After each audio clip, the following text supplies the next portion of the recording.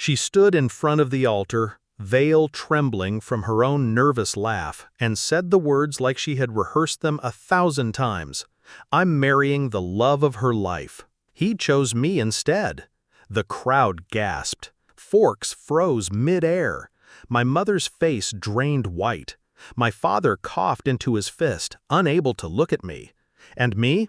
I smiled, slow, controlled. I raised my glass toward them, as if toasting victory, and whispered only 2 words: "Be happy."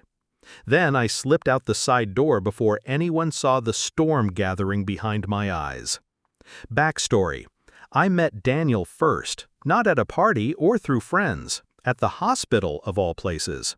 I was the patient, stitched and sore after a car accident. He was the doctor who saved me. We laughed over coffee weeks later. He said he admired my strength, my stubborn way of refusing painkillers. I said he had good eyes. We fell hard. The kind of love that made sense, that felt inevitable.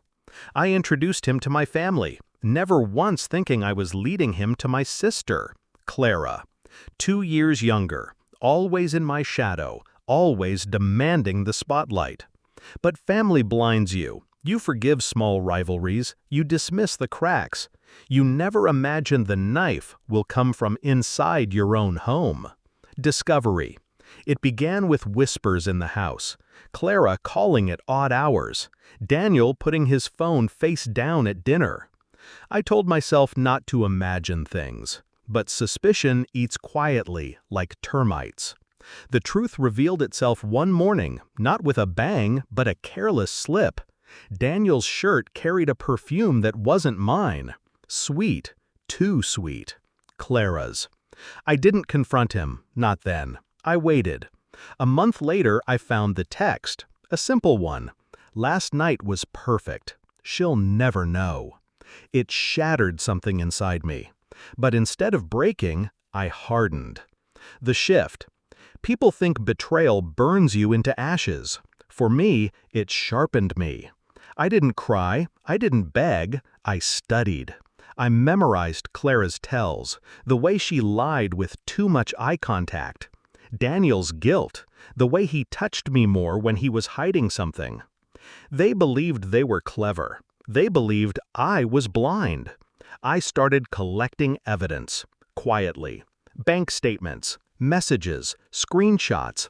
His whispered promises recorded on my phone when he thought I was asleep. Every betrayal leaves fingerprints. I gathered them all. The plan. Revenge isn't rage. Rage is sloppy. Revenge is patience. I met with a lawyer, transferred assets quietly. Daniel's dream condo, in my name alone. His medical practices investment fund, legally protected from him. Clara thought she was taking my man. She didn't realize she was inheriting his debts, his gambling, his quiet loans, all carefully redirected with signatures I had been smart enough to secure long ago. And the wedding? I let it happen.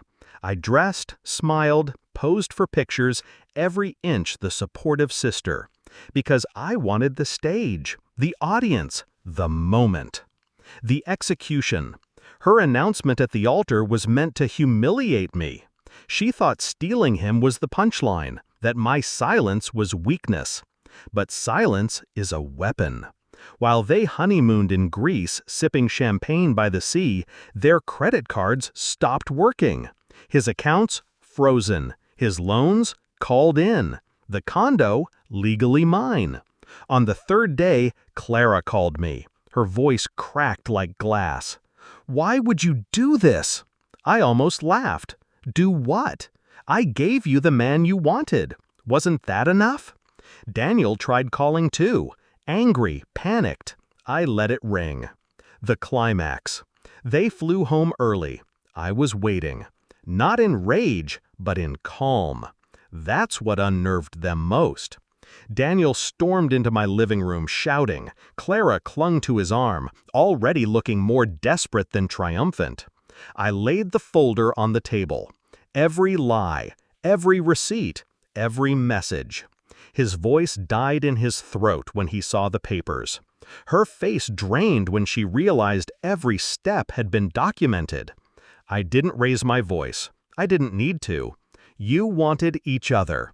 Now you can have everything. And I left them there, choking on the wreckage of their perfect love story. Resolution. People ask if I regret it, if I miss him, if I miss her. No. Clara has him now, and he's a man without a home, without savings, with lawsuits circling him like vultures. She wanted to take from me. She succeeded. She took the hollow shell I left behind. I took everything else.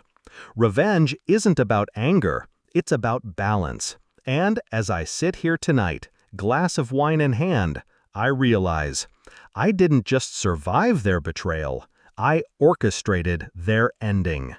And it was beautiful.